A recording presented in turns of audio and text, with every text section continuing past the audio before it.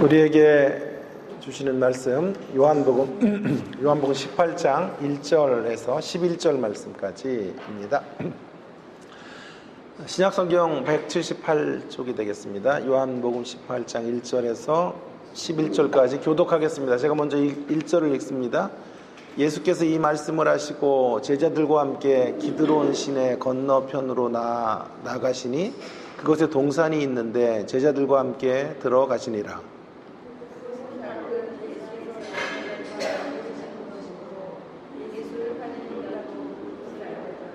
유다가 군대와 대제사장들과 바리새인들에게서 얻은 아랫사람들을 데리고 등과 횃불과 무기를 가지고 그리로 오는지라. 예수께서 그 강한 일을 나아가시고 나와 이르시되 너희가 누구를 찾느냐. 대답하되 나사렛 예수라 하거늘 이르시되 내가 그니라 하시니라. 그를 파는 유다도 그들과 함께 섰더라. 예수께서 그들에게 내가 앉아 하실 때에 그들이 물러가서 땅에 엎드러지니라. 이에 다시 누구를 찾느냐고 물으신데 그들이 말하되 나사렛 예수라 하거늘. 예수께서 대답하시되 너희에게 내가 그니라 하시니 나를 찾거든 이 사람이 하는 것은 용납하라 하시니. 이는 아버지께서 내게 주신 자 중에서 하나도 잃지 아니하였사옵나이다 하신 말씀을 응하게 하려 함이러라. 이에 시몬 베드로가 칼을 가졌는데 그것을 베어 네 사람의 종을 쳐서 오른편 귀를 베어버리니 그 종의 이름은 말더라. 함께 읽습니다. 예수께서 베드로더러 이르시되 칼을 칼집에 꽂으라. 아버지께서 주신 잔을 내가 마시지 아니하겠느냐 하시니라. 아멘. 오늘 말씀의 제목은 폭로당해야 되는 당당함이라고 제가 잡아보았는데요. 제가 주로 아침 시간에 차를 타는 시간대가 수업이 10시고 또 11시 예배 이제 집회를 갈 때 한 9시, 10시 때에 즐겨 듣는 라디오 프로가 있어요. 차를 탈 때. 양희은의 여성시대라고 하는 건데요. 양희은 씨는 여성시대를 몇 년 했냐 하면 1996년 6월 7일에 시작해서 오늘까지 왔으니까 24년을 하신 거죠. 그 무도남이 너무 좋아요. 그 무도남. 저랑도 좀 약간 기질이 같은가요? 좀 한번 뭘 시작하면 끝을 맺을 때까지 움직이지 못하는 그런 모습이 그분에게도 있는 것 같아요. 남성 진행자들은 몇 년에 걸쳐서 이렇게 바뀌지만 이분은 24년 그것을 지켜왔다고 할 수 있겠어요. 제가 뭐 양희은 씨를 천거하려고 또 칭찬하려고 지금 말씀드리는 것이 아니고요. 그 여성시대의 슬로건이 무언가 하는 것을 좀 말씀드리려고 하는 거죠. 여성시대의 슬로건은 이거예요. 삶의 무게 앞에서 당당한 사람들, 여성시대. 삶의 무게 앞에서 당당한 사람들, 여성시대라고 하는 것입니다. 삶의 무게 앞에서 당당한 사람들의 이야기들이 매주일 사연으로 올라오기 때문에 진한 감동을 주고 있는 것 같습니다.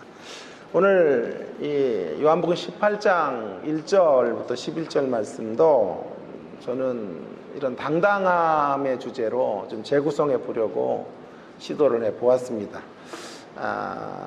우리들이 도달해야 될 당당함의 이상적 모습과 그것을 기준으로 한 우리의 현주소, 우리의 현재적 당당함의 현주소를 좀 대조해 가는 것을 통해서 성경이 우리를 폭로하시는 모습, 우리의 당당함의 주제와 관련하여 우리를 폭로하시는 모습, 그리고 우리가 나가야 될 방향들을 좀 생각해보는 시간을 가져보도록 하겠습니다. 먼저 당당함의 롤모델에 대해서 좀 생각해 보려고 하는데요. 당당함의 롤모델은 두말할 것도 없이 예수님이죠. 예수님.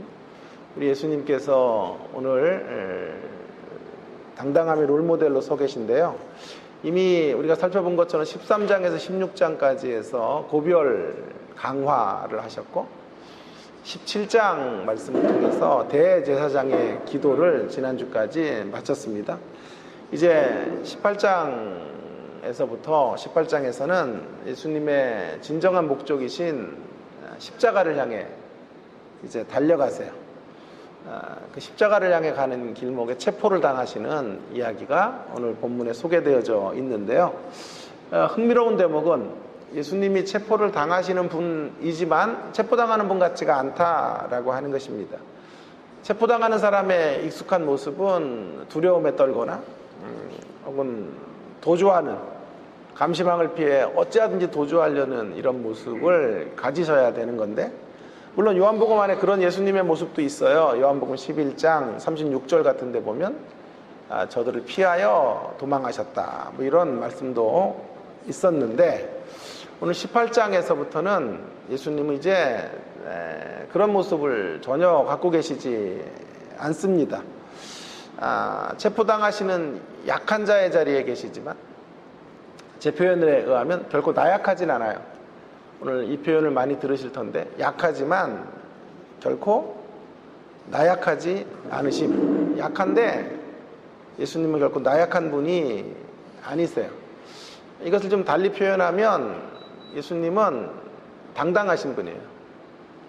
연약한 강함이라는 역설적 표현이 예수님의 모습에 어울릴 것 같아요. 연약하지만 강한, 연약한 강함 혹은 연약한 당당함의 모습을 가지고 계시다라고 하는 것이죠. 위치적으로는 좀 연약하신 분이에요. 체포당해야 되니까. 그러나 결코 나약하지 않고 강하십니다. 동시에 강하시지만 그 강함은 연약함의 수식을 받은 강함이에요. 연약함이라는 단어의 수식을 통한 강함이라고 말할 수 있어요. 그렇다고 하면 예수님의 강함은 세속적 힘이나 권력의 강함이 아닌 거죠. 이런 의미에서 예수님은 저와 여러분의 롤모델, 강함의 롤모델 혹은 당당함의 롤모델이시다라고 감히 말할 수 있을 것 같습니다. 정말 이런 모습이 예수님 안에 있는지를 18장을 통해 좀 잠시 살펴보기를 원하는데요. 제자들을 향해 이제 말씀을 마치시고 1절에 보시면 기드론 시내로 가시는데요. 예수님의 진정한 목적지는 동산이 동산. 1절에 보세요. 그곳에 동산이 있더라. 동산인데 그 동산은 겟셋마네라는 동산인 것을 알 수가 있습니다. 근데 이 동산으로 가려고 하시는 이유는 2절에 나와. 2절에 제자들과 함께 가시던 곳이에요. 제자들과 정기 모임을 이 동산, 겟셋마네 동산에서 하셨기 때문에 그곳으로 가셨다. 그 다음이 더 흥미로운데, 예수를 파는 유다도 그것을 알더라. 예수를 파는 가롯 유다도 그것을 알기에 그것으로 가셨다. 한마디로 말씀하시면 자신을 유다에게 노출하시기 위해 지금 겟셋마네라는 동산으로 가시는 거죠. 그분은 자청해서 지금 겟셋마네로 나아가고 계시는 거죠. 그러니까 대적들이 파놓은 함정, 덫에 걸려드는 게 아니고요. 걸린 것이 아니라 그 덫에 걸려주기 위해서, 그 덫에 걸려주시기 위해서 의도적으로 그곳으로 가고 계시는 거죠. 예수님의 이 의연한 모습을 우리는 여기서 2절에서 확인하게 됩니다. 3절에 보시면 그때 가롯 유다와 병사들이 예수님을 잡으러 옵니다. 예수님은 이제 드디어 올 것이 왔다라고 생각하시고 그들에게 묻습니다. 누구를 찾느냐라고 묻자 그들이 나사렛 예수라고 말합니다. 그때 예수님이 내가 그로다. 5절에 보세요. 내가 그로다. 내가 그로다라고 말씀하세요. 어디서 좀 많이 들었던 표현이 아닙니까? 내가 그로다. 헬라어로는 에고에이미라는 표현인데요. 에고에이미라는 말씀이 요한복음 안에 계속되죠. 그래서 어떤 학자들은 요한복음은 에고에이미의 책이다. 에고에이미의 책이다. 에고에이미라고 하는 말씀은 내가 그다. 내가 빛이고 내가 선한 목자고 뭐 내가 누구다라고 할 수 있는 말씀은 예수님의 신적인 아이덴티티, 신적 정체성을 드러내는 표현이에요. 그러니까 지금 이렇게 말씀하시는 거죠. 내가 그러다라는 말씀은 나는 신적인 정체성을 가진 자로 너희들에게 잡혀주고 있는 것이다. 내가 신적인 힘으로 너희를 제압할 수 있으나 오히려 너희들에게 체포당하는 것으로 내가 하나님의 아들인 것을 증명하기 위해 여기 있다 라고 말씀하시는 거죠.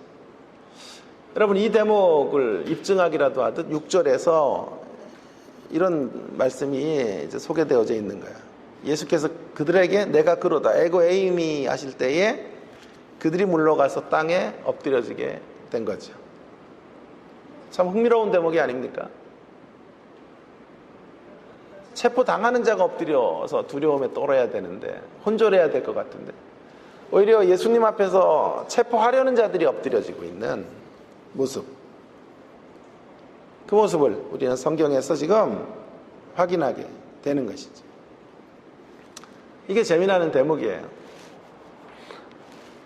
설교를 하다가 제가 느끼는 이 막막함은요, 저 혼자 재밌어요. 저 혼자 재밌고 성도들은 이게 재미있는지 어떤지 잘 감을 제가 가질 수가 없는데요, 정말 재미나는 대목이라고 말할 수 있어요.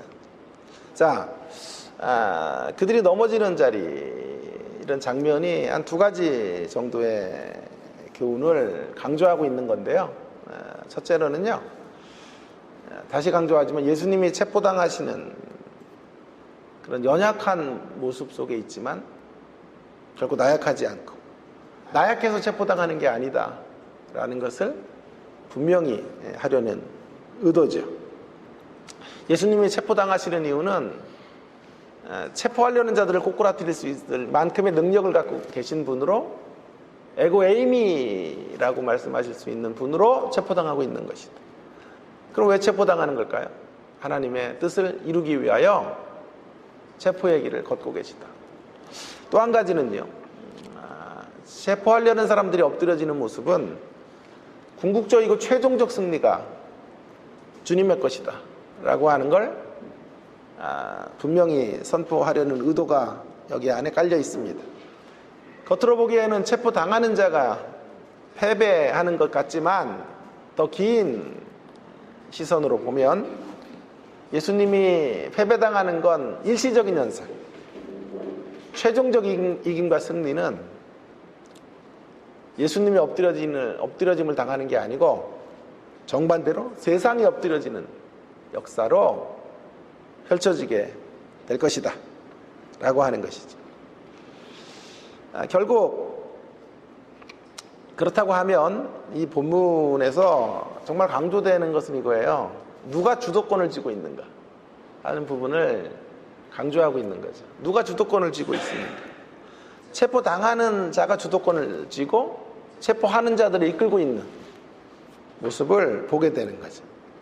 체포당하는 자 예수님께서 체포하려는 자 유다와 군사들을 압도하고 있어요. 압도. 본문을 잠잠히 묵상하다가 저에게 주마등처럼 떠올랐던 장면은 어느 오디션 프로의 한 장면인데요. 성경이 좀 기억나고 이래야 되는데 어쨌든 이런 게 기억이 나요. 여러분 아시는 것처럼 얼마 전에 유명한 오디션 프로 가운데 이재철 목사의 아들 이승윤 군이 나와서 아주 선풍적 인기를 끌었던 적이 있었는데요. 예선전 가운데 가장 좀 재밌었던 대목은 이승윤이가 나중에 1등을 했죠. 그리고 나중에 3등을 했던 친구가 있는데 이무진이라고 하는, 지금은 이 친구가 더 떠가지고요, 젊은이들의 거의 우상이 될 정도로 인기를 부과하는데 3등을 했어요. 이 사람은요, 실력이 대등한, 정말 우열을 가릴 수 없어요. 그냥 자신의 기호를 따라서 선택할 수 있을 뿐 누가 잘한다 못한다 이런 것들을 구분할 수 없는 이런 존재인데 둘을 붙여놓은 거예요. 그래서 데스매치처럼 1대1 대결을 하게 한 거죠. 그때 이제 노래를 부르기 전에 이승윤이가 이런 얘기를 해요. 우리는 우리가 경연을 하는 목적은 누가 이기느냐가 중요하지 않고 우리의 목표는 서로 너무 잘해가지고 심사위원을 일대 혼란에 빠뜨리는 것이다. 우리의 목적은 서로를 이기려고 경쟁하는 게 아니라 여기 있는 심사위원들이 혼돈에 빠져가지고 누굴 뽑아야 돼. 그런 깊은 혼란 속으로 빠뜨리는 게 목적이다.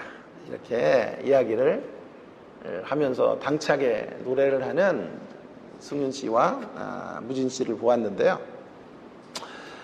오디션을 받는 사람이 오디션을 심사하는 사람을 교란시키는 그런 모습이죠. 주도권을 누가 쥐고 있냐 하면 오디션을 받는 사람이 주도권을 쥐고 신나게 즐기며 공연을 하는 것이죠. 지금 마치 얘가 또 적절하지가 않았네요. 인상들 쓰시는 거 보니까. 지금 마치 그런 광경이 이 본문 안에서 펼쳐지고 있는 것이죠. 누가 체포당하는 자인지, 누가 체포하려는 자인지를 분간할 수 없을 정도로 체포당하시는 예수님이 주도권을 쥐고 지금 이끌고 있는 모습을 보게 되는 것이죠.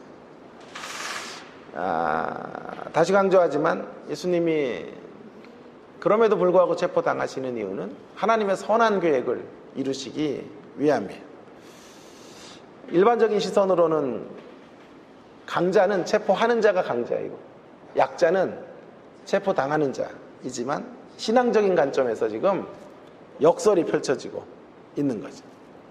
능동적인 강력함을 예수님이 갖고 계시고 수동성으로 떨어진 자들은 병사들이. 여러분, 이 말씀이 저에게 큰 위안을 사실은 줍니다. 결론에서도 다시 한번 말씀드리겠지만 이런 위안을 주는 거예요. 얼마든지 약함으로도 당당함의 주도권을 쥐고 나갈 수 있다. 우리의 인간적 약함에도 불구하고 약함의 자리에서도 당당함을 우리는 붙들고 나갈 수 있다는 위안을 줍니다. 어느 분이 이렇게 말할지 몰라요. 예수님은 하나님이시니까 그렇게 하실 수 있었다라고 말할 수 있어요. 우리가 사는 인간 세상에서는 약함은 약함이지 연약한 강함은 없다.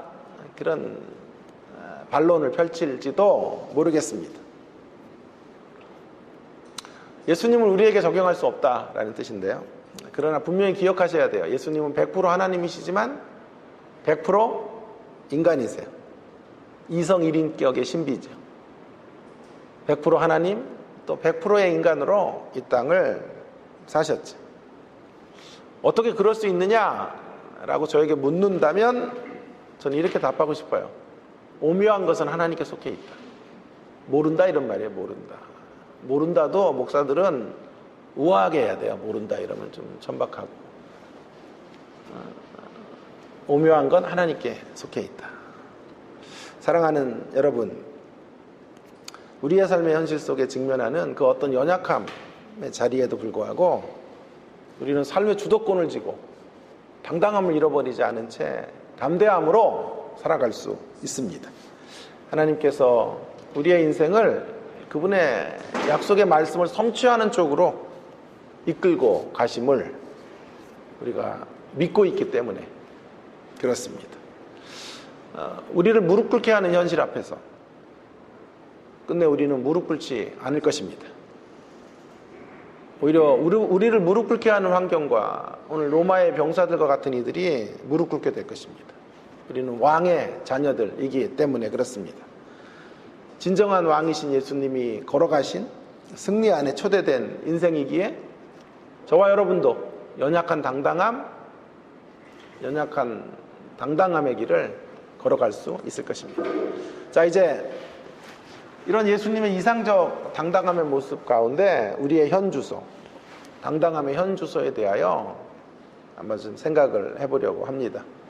예수님의 당당함은 연약한 당당함이라고 한다면 여기 본문에 있는 세상의 모습과 주의 자녀들의 당당함은 그 당당함의 민낯은 자연스럽게 도출이 되는데요. 우리들의 당당함은 제가 이런 표현으로 설명하려 그래요. 어설픈 당당함이 아닐까요? 거짓된 당당함이란 말도 좋은데 어설픈 당당함의 모습이라고 생각해요. 자, 그 어설픈 당당함의 두 가지 모습을 한번 살펴보려고 그래요. 첫 번째로는요, 당당함의 민낯, 첫 번째는 주님을 체포하려는 사람들의 모습을 좀 들여다보기를 원합니다. 주님을 체포하려는 사람들이니까 세상의 모습이라고 해도 크게 다르지 않을 것이에요. 세상적 당당함의 민낯을 좀 살펴보려고 하는데 3절이 중요합니다. 3절을 우리 한번 같이 읽어볼까요? 3절 시작. 유다가 군대와 대제사장들과 바리새인들에게 얻은 아랫사람들을 데리고 등과 횃불과 무기를 가지고 그리로 오는지라. 여러분, 여기 중요한 대목은 그들이 유다가 주님의 제자이지만 이제 이쯤 되면 세상에 속한 자와 방불해요. 세상과 한편된 자이기 때문에 세상으로 분류할 수 있다고 생각하는데요. 그들의 당당함, 그들은 지금 예수님을 잡으려고 오는 것이니까 당당함을 갖고 있는 거죠. 그런데 뭘 가지고, 손에 뭘 들고 있는지를 한번 잘 들여다보실 필요가 있겠는데요. 공간복음과 비교해 보면 한 가지 뚜렷한 차이가 있어요. 지금 그들이 갖고 있는 게 뭐냐면 등과 횃불 그리고 무기를 들고 있단 말이에요. 근데 이제 공간복음에서는 예를 들어서 마태복음 26장 47절, 마가복음 14장 43절, 누가복음 22장 52절에서는 이 예수님을 잡으려고 했던 이 군인들이 뭘 들고 있었냐 하면 칼과 몽치를 들고 있었어요. 칼과 몽치만 들었어요. 공간복음에서는요. 그런데 요한복음에서는 무기를 말하기 전에 앞에 한 가지를 더 말하고 있어요. 요한복음의 아주 특징인데요. 그게 뭐냐 하면 등과 횃불을 무기와 함께 들고 있는 거죠. 이 대목에 이 당당함의 모습 속에 있는 어떤 한계를 좀 이야기하려고 하는 부분인데요. 무기면 충분할 것 같은데, 공간복음에서는 무기를 들었다라는 말로 설명하고 있는데 요한복음에서는 왜 특히 등과 횃불을 들고 있었다라고 하는 이야기를 첨가했을까요? 그러면 우리는 어떻게 이걸 보완하면 될까요? 다 들고 있었는데 공간복음에서는 무기만 들었다 이렇게 얘기하는 것이고요. 요한복음의 책의 특성에 맞게 무기만큼 중요한 것을 등과 횃불로 지금 함께 들고 있는 이야기를 포착하고 있는 것이죠. 등과 횃불을 들었던 이유는, 표면적인 이유는 밤에 예수를 잡기 위해 왔다라는 것을 추정할 수 있겠어요. 밤 시간에 예수를 잡기 위해 그들이 왔기 때문에 어두움 컴컴해질 수 있으니까 횃불을 필요로 했다라는 뜻인데, 여러분, 그러나 그렇게만 보기에는 요한복음의 맛은 너무 깊어요. 제가 요한복음을 읽을 때는 표면적인 의미와 상징적 의미를 함께 읽어가는 법들을 여러분이 훈련하셔야 된다라는 말씀을 드렸어요. 그래서 요한복음은 가장 초보자들이 성경 베이직으로 신앙의 초심의 자리에서 성경을 배운다면 요한복음 배워야 돼요. 뿐만 아니라 요한복음 가장 깊은 기독교 신앙을 배우고자 하는 자들에게 역시 들려줘야 되는 책이 요한복음인 거예요. 왜냐하면 요한복음은 다층적 의미를 갖고 있기 때문에 그래요. 여기도 그런 의미를 갖고 있는 것인데요. 매우 상징적 의미를 갖고 있어요. 요한복음에서 줄곧 말씀하시는 대목 중에 하나는 예수님이 빛이시다. 예수님은 에고 에이미, 나는 세상의 빛이다. 이렇게 말씀하고 계시는데 8장 12절 같은데, 내가 세상의 빛이다 라고 말씀하시는 것처럼 예수님은 세상을 비추는 진정한 빛이세요. 문제는 예수님이 빛이신데 세상이 그 빛을 받아들이지 않아요. 그죠? 왜냐하면 세상은 어둠이기 때문에 그래요. 그래서 요한복음의 서두 시작점에 1장 5절에서 빛이 어둠에 비치되 어둠이 깨닫지 못하더라. 세상이 어둠이기 때문에 빛을 받아들이지도 않고 깨닫지도 못해요. 오늘 그런 세상의 모습이에요. 빛을 받아들이지도 못한 채 진정한 빛으로 나가면 되는데 빛이 없기 때문에 등불을 드는 거예요. 고작 일시적으로 쓸 수 있는 횃불과 등밖에는 들 수 없는 사람들, 체포하려는 사람들의 속성은 어둠에 속한 자들, 어둠에 속한 자로 진정한 빛을 향하여 나갈 수 없는 자들로 고작 등과 횃불을 손에 부여잡고 나가고 있는 사람들, 그런 사람들의 당당함이라고 성경이 꾸짖고 있는 것이 아닐까요? 어둠 속에서 빛을 분간하지 못하는 자들의 당당함, 이것이 세상의 담대함이고 당당함이에요. 빛을 거절한 자들로 어둠 속에서 상대를 위협하는 무기를 들고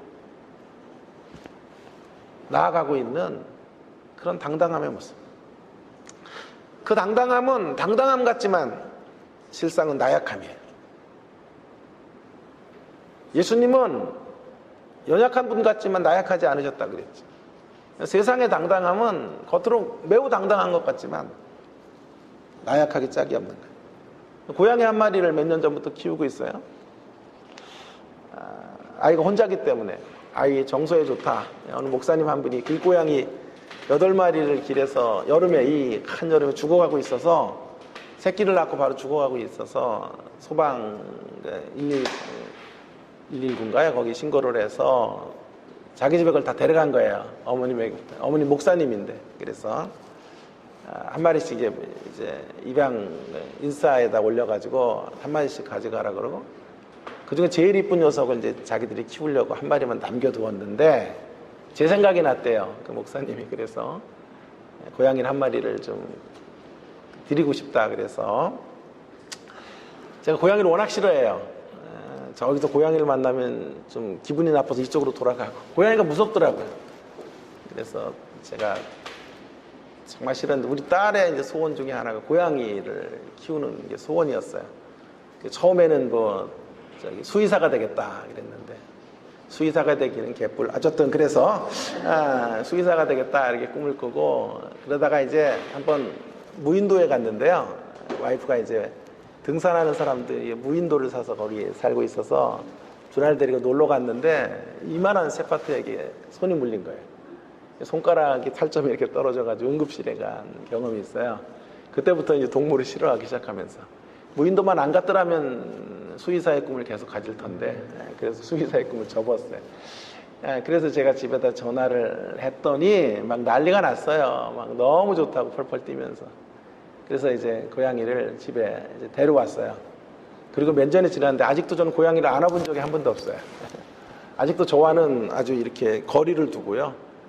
제가 들어가면 걔도 놀래고 저도 놀래고, 저는 이제 먹이만 줄 때, 그러니까 간식 줄 때, 추루 같은 거 줄 때만 고양이를 이제 상대하고, 걔도 알아요. 나한테 와서 비빌 때는 한 번밖에 없어요. 먹이달라 그럴 때. 아침에 일어나서 비비고, 내가 들어가면 한번 비비고, 식사할 때 비비고, 그리고 절대로 쟤한테는 안 와요. 그리고 딸이랑 이제 자는데, 제가 이제 고양이에 대해서 가졌던 선입견은 위협적이고 공격적인 동물이다 이런 생각을 했었는데, 고양이를 키워보면서 보니까요, 절대 공격적인 동물이 아니에요. 겁이 많아서 그래요. 겁이 많아서. 고양이는 겁이 많아서 경계태세를 하는 거예요. 혹시 자기를 해코지하는 게 아닌가, 그런 두려움이 많아요. 되게 소심해요. 저를 닮아서. 그래서 숨고 조그만 이상한 행동을 하면 핥히려고 달려들고 그르릉거리고 있는 모습을 제가 고양이를 키우면서 발견하게 되었어요. 지금 세상의 모습이 그와 같다라고 말할 수 있어요. 겉으로 보면 위풍당당하게 무기를 들고 횃불을 들고 중무장한 것 같지만요, 이들의 모습은 거짓된 당당함이에요. 거짓된 당당함. 그들은 두렵기 때문에 무기를 손에 든 거예요. 그들이 어둠이기 때문에, 칠흑 같은 어둠이기 때문에 손에 등과 횃불을 들고 있는 것에 불과해요. 자신의 두려움과 자신의 어두움을 숨기기 위해 무기를 들었고, 그리고 횃불을 들고 나아가고 있는 거예요. 그래서 공격적인 모습으로 나오는 거예요. 위협적인 모습으로 드러나고 있는 것이. 오히려 그들의 내면은 지금 떨고 있고, 그들은 어둠에 휩싸여 있는 사람들인지 모르겠어요. 여러분, 이런 세상을 바라보는 긍휼의 마음들이 우리 가운데 있어야 되겠습니다. 긍휼의 마음뿐만이 아니라 그들에게 진정한 당당함의 길을 알려줘야 될 사람들이 우리들이에요. 그들이 진정으로 당당할 수 있으려면, 두려움에서 해방되려면 무엇보다도 그들 안에 있는 어둠을 몰아내야 돼. 어둠을. 어둠 가운데 있으니까 두려운 거예요. 불이 다 꺼진 자리에, 그 공포와 두려움 속에 그들은 힘겨운 몸짓을 하면서 당당한 외양을 꾸미고 있는 거예요. 꾸며진 당당함인 거예요. 그들에게 진정한 빛이신 예수님을 우리의 입술로, 우리의 존재 방식으로 드러내시는 저와 여러분이 될 수 있기를 주의 이름으로 축원합니다. 당당함의 민낯 두 번째, 제자 베드로에 대하여 한번 생각해 보겠어요. 자, 이제 정말 궁금한 건 우리들의 모습이에요. 예수님을 믿고 있는 사람들은 정말 어떤 당당함으로 이 땅을 살아갈 수 있는지, 이런 것들에 대한 생각을 좀 하게 되는데요. 오늘 그것을 대표하는 인물은 베드로인데요. 10절과 11절에 보면 그도 당당하게 서 있는데 그의 민낯, 당당함의 민낯을 우리는 여기서 확인하게 돼요.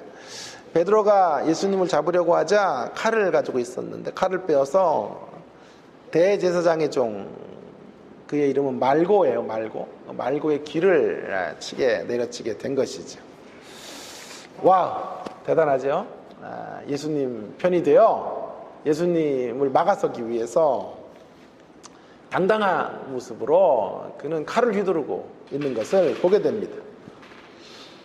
그런데 오늘 11절 말씀은요, 이 베드로의 당당함이 거짓된 것이다 라고 말씀하고 있어요. 예수님이 걸어가셨던 연약한 당당함과는 거리가 멀다. 어쩌면 베드로의 당당함은 지금 칼을 들고 몽치를 들고 나왔던 세상의 당당함과 유사해요. 한 가지 차이가 있다면 신앙이라는 이름으로 칼을 휘두를 뿐이에요. 그래서 11절에 엄중히 경고하시는 거예요. 칼을 칼집에 꽂으라. 칼을 쓰는 자는 칼로 망할 것이기 때문에 칼을 칼집에 꽂으라고 하시고, 그 다음 구절이 아버지가 주신 잔을 마시지 않겠느냐, 아니하겠느냐 하시니라. 주님, 아버지가 주시는 잔, 고난의 잔을 마시러 갈 테니 이렇게 칼을 빼들고 무력 시위 같은 거 하지 말거라 말씀하고 계시는 거죠. 이 말씀을 조금 더 묵상해 보면 베드로 방식의 당당함이라고 하는 건 결코 고난의 잔을 마시지 않으려는 모습이에요. 그죠? 고난의 잔을 피하고 싶어서 고난의 길로 끌고 가는 사람들의 귀를 자르고 칼로 폭력적 방식의 시위를 하고 있는 거죠. 이게 예수님이 걸어가셨던 당당함과 거리가 멀어도 한참 먼 거예요. 저는 이런 모습을 유사 기독교라고 말하고 싶어요.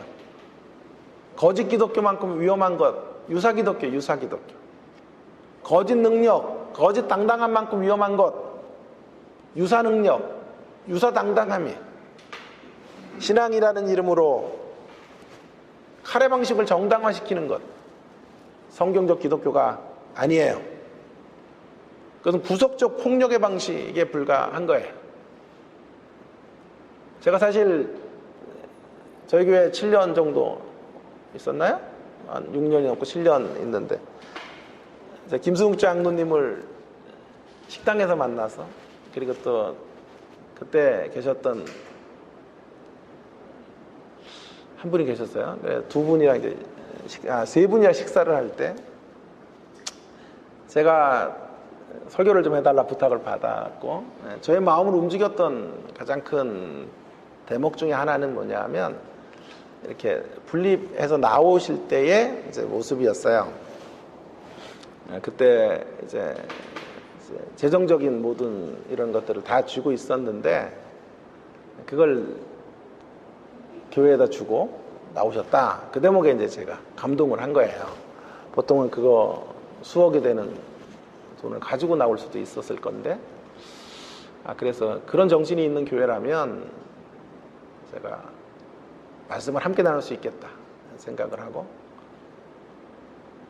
한 2달만 하려고 들어왔다가 7년 동안 코를 깨가지고 이제는 언제 발을 빼야 되나, 주님 앞에 늘 기도해도 위에 계신 분께서 답을 안 주세요. 그래가지고 와이프는 매일 발을 빼라고 매일과 같이 저에게 퇴근하는데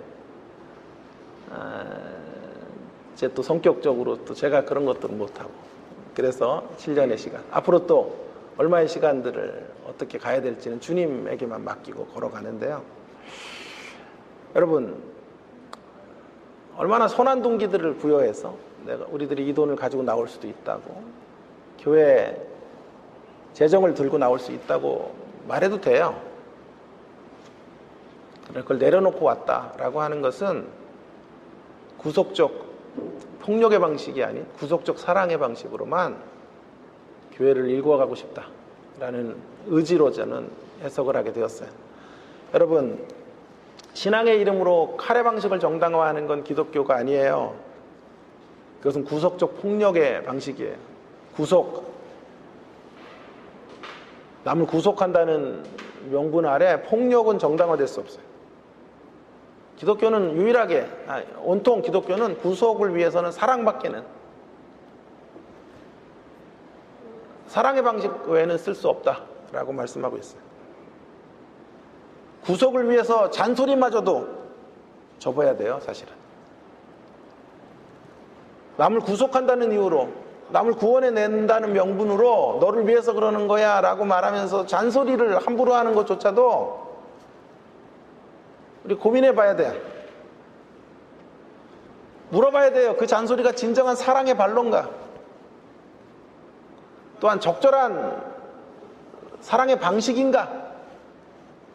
제 잔소리가 많은 사람이에요. 매일 이런 말씀으로 도전받으니까 별로 잔소리도 안 해요. 이제는 와이프에게도. 딸에게도 한 1년 동안은 잔소리 안 한 것 같아요. 이런 도전이 저에게 계속 오는 거예요. 매일 와이프는 뭐 옷장 문 열고 옷이 없다 그러고 옷들이 수두룩한데 없다 그러고 옛날에는 같이 가면 꼭 잔소리를 해요. 와 그거 옷 사야 되겠냐고. 이제 원칙을 정했어요. 우리 집은요. 없을 때 사는 건 괜찮아. 그래도 혼자 가서 사요. 혼자 가서 사고 옷장에 넣어놓는 건 절대 잔소리 안 하기. 그러니까 서로 편해요. 저는 옷을 안 사지만 와이프는 그런 식으로 옷을 사고. 그런 방식을 통하여 구속이라는 명분으로 폭력을 일종의 폭력의 모습으로 설 수 없어요. 구속에는 언제나 사랑의 방식밖에는 없어요. 늘 주님과 함께 고난의 잔을 함께 마시는 자리로 가야 하는 것이죠. 오늘 말씀을 마치겠습니다. 우리가 나가야 될 당당함의 방향성에 대해서 이제 우리는 충분히 선명하게 이제 메시지를 확인할 수 있을 것이라고 생각해요. 여러분 나약함이 싫으시다면 당당함으로 가시면 돼요. 근데 어설픈 당당함으로 가면 안 돼요. 지금 세상이 보여주고 있고 베드로가 보여주고 있는 이런 당당함으로 가셔서는 안 되고요. 진정한 당당함, 예수님의 당당함으로 가셔야 돼요. 그 당당함은 연약한 당당함이에요. 십자가의 길로 나가면서도 꺾이지 않는 당당함. 그래서 이런 당당함을 내면화시킨 사람의 위대한 외침이 있는 거예요. 사도 바울이죠. 사도 바울은 고린도후서 4장 7절 이하에서 이렇게 외쳐요. 들어보세요. 우리가 이 보배를 질그릇에 가졌으니 이는 심히 큰 능력은 하나님께 있고 우리에게 있지 아니함을 알게 하려 함이라. 우리가 사방으로 우겨싸임을 당하여도 쌓이지 아니하고 답답한 일을 당하여도 낙심하지 아니하며 박해를 받아도 버림받지 아니하며 거꾸로 트림을 당하여도 망하지 아니하고 우리가 항상 예수의 죽음을 몸에 짊어짐은 예수의 생명이 또한 우리 몸에 나타나게 하려 함이라. 우리 살아있는 자가 항상 예수를 위하여 죽음에 넘겨짐은 예수의 생명이 또한 우리 죽을 육체에 나타나게 하려 함이라. 사랑하는 여러분, 이제 우리는 사도 바울이 주님의 말씀을 내면화시켰던, 주님의 당당함을 내면화시켰던, 이제 우리도 그 주님의 당당함을 내면화시키고 살아가야 되겠습니다. 어떤 일을 만나도 당당하게 살아도 당황하지는 말아야 됩니다. 순간 당황스럽더라도 주님이 주시는 당당함의 물결로 다시 우리의 당황함을 그 물결이 뒤덮도록 만들어 놔야 돼요. 반대로 가면 안 돼요. 담대하다가 당황스러운 물결이 우리를 사로잡도록 만들어줘서는 안 돼요.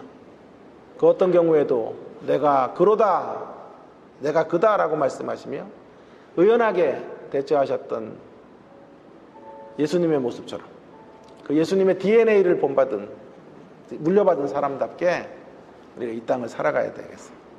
어떤 고난의 파도 앞에서도 당당히 서서 나 두려움 없네 두려움 없도다 주 예수님 들깨어 계시도다 라는 찬송을 외치게 되는 우리가 되기를 간절히 바랍니다. 이를 위해서 다시 강조하지만 어설픈 당당함을 폭로당해야 돼요. 우리의 어설픈 당당함. 기질적으로 적극적인 것이 당당함이 아니에요. 큰 소리 치는 것도 당당함이 아니에요. 신앙의 이름으로 칼을 빼드는 것도 당당함이 아니에요. 이게 모두 위장된 당당함이에요. 내면의 어두움과 두려움과 고난의 길을 따라가지 않으려고 하는 행동일 뿐이에요. 우리는 그런 당당함이 아닌 연약하지만 나약하지 않은 당당함의 길을 걸어가야 돼요.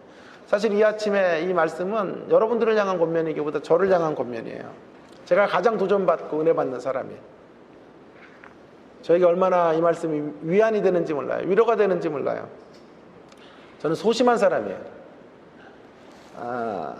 설교자로 서야 하기 때문에 이렇게 매주 서야 되는데요.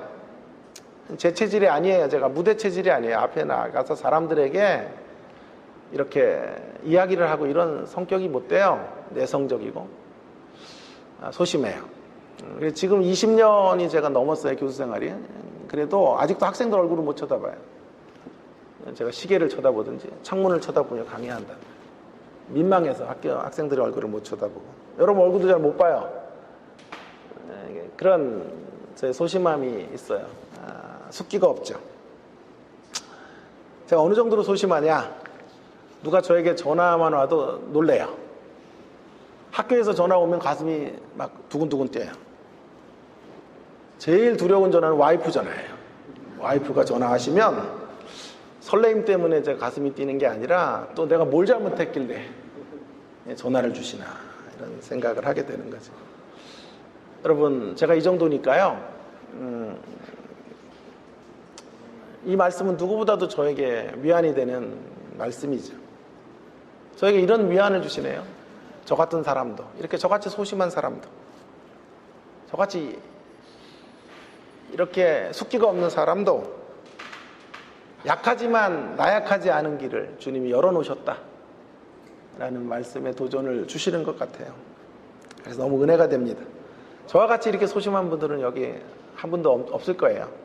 그럼에도 불구하고 오늘 우리 모두에게 정말 필요한 것은 역시 세상을 살기 위한 당당함이에요. 삶의 무게 앞에서 당당하셔야 돼요. 그러기 위해서는 위장된, 포장된 담대함을 걷어내셔야 돼요.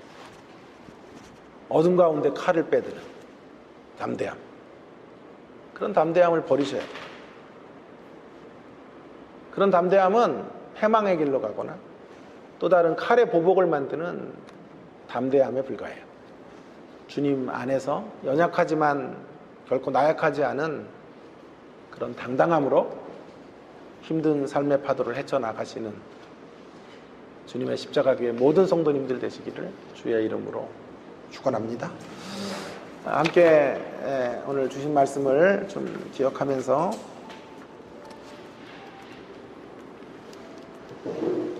기도하면 좋겠습니다. 여러분 당당하세요. 저같이 소심한 사람 당연히 당당함이 필요하고요. 성격적으로 적극적인 분들에게도 성격적으로 적극적일 뿐 그것이 진정한 당당함이 아닐 수 있거든요. 위선적인 당당함, 거짓된 당당함, 어둠 속에 있으면서 자기를 숨기기 위한 당당함, 마음 안에 두려움을 표출하는 위협적 당당함, 삶의 고난을 회피하려는 당당함의 외적 모습을 드러내고 있는 그런 당당함은 폭로당해야 돼요. 진정한 당당함이 필요해요. 진정한 당당함. 연약하지만 나약하지 않은 당당함. 그 당당함은 세상에 없어요. 종교인들에게도 찾아볼 수 없어요. 진짜 예수의 사람, 예수님을 참으로 본받는 사람에게만 생겨지는 당당함, 이 당당함이 우리들의 것이기를 바랍니다. 주님 앞에 주님 이런 당당함을 주십시오. 이런 당당함으로 삶의 고난을 헤치고 나갈 수 있게 해주십시오. 그 어떤 어려움도 주님이 주신 이런 당당함으로 극복하고 정복해내는 예수의 사람 되기 원합니다. 삶의 무게 앞에서 당당할 수 있도록 주님의 당당함을 따라가는 저희들 되기를 원합니다. 동성으로 함께 같이 기도하고 마치겠습니다. 기도하십시다. 하나님 아버지, 은혜를 감사합니다. 오늘도 저희들에게 귀한 말씀 주셨소. 하나님, 우리들의 삶의 무게 앞에서 당당하게 이 땅을 살아가야 할 것을 도전하시고 말씀해 주셔서 감사합니다. 때때로 하나님, 우리 안에 두려움과 어둠이 몰려올 때가 있습니다. 하나님 아버지, 그러한 자리에서도 횃불과 하나님 등을 들고 서 있는 어리석음이 없게 하시고 거짓된 당당함으로 우리를 꾸미는 자들이 되지 말게 하시고 큰 소리치고 허풍을 떠는 당당함이 아니라 하나님 아버지, 우리 주님이 보여주신 참된 당당함, 거짓된 당당함, 위선적 당당함이 아니라 하나님 연약한 당당함을 가지고 아버지 하나님, 연약하지만 결코 나약하지 않은 인생의 길을 걸어가는 그 담대함으로 하나님 아버지 승리하기 원합니다. 주의 길을 닮아가는 저희들 되어지기 원합니다. 하나님 아버지, 당당하게 우리를 다시 한번 일으켜 세워주시고 담대하게 이 땅을 헤치고 나아갈 수 있는 주의 자녀들이 다 될 수 있도록 하나님 아버지 은혜를 베풀어 주옵시기를 간절히 원합니다. 오늘도 담대하게 주님 안에서 기도하고 담대하게 지성소로 나아가고 하나님의 음성을 듣고 주님이 주시는 힘과 능력으로 일어서는 한날이 되도록 축복하시고 역사하시고 힘있게 하나님의 역사를 따라가는 주의 자녀들이 다 될 수 있도록 인도하시고 역사하여 주시옵소서. 함께해 주시기를 소망합니다.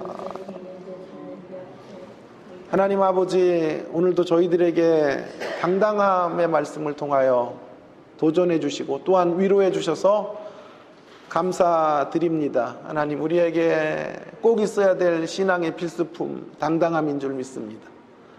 당당함의 길을 걷되 거짓된 당당함을 먼저 폭로당하는 저희들 되어지기 원합니다.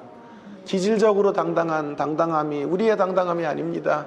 큰 소리치는 당당함, 사람들 앞에 위협적이고 공격적인 모습으로 자기를 표현하는 당당함이 진짜 당당함이 아닌 것을 폭로당하게 하시고, 하나님 아버지, 우리 주님이 우리에게 보여주셨던 그 당당함의 길로 나아가는 저희들 되어질 수 있기를 간절히 원합니다. 연약한 자 같으나 강한 자로 이 땅을 살아가는 저희들 되어지기 원합니다. 연약하지만 결코 나약하지 않은 하나님의 사람들로 담대하게 고난을 헤치고 나아가는 주의 자녀들이 다 될 수 있도록 함께하여 주시옵소서. 오늘도 담대하게 거룩한 지성소 앞으로 나아가는 기도의 시간이 되게 해주시고 기도를 통하여 주님을 만나 배우는 소중한 임재의 시간 되게 하셔서 주님이 주시는 힘과 용기로 다시 일어서고 오늘 한 날도 담대하게 행진해 나아가는 시간이 될 수 있도록 함께하여 주시옵소서. 하나님 아버지, 주일 예배를 올려드립니다. 말씀을 전하시는 귀한 목사님의 설교가 큰 도전이 되게 하시고 위로가 되게 하시고 소망이 되게 하시고 깊은 깨달음으로 다가오는 그런 놀라운 예배의 시간이 되도록 함께 하시고 역사하여 주시옵소서. 감사드립니다. 이 모든 말씀 존귀하신 예수 그리스도의 이름으로 간절히 기도하옵나이다. 아멘.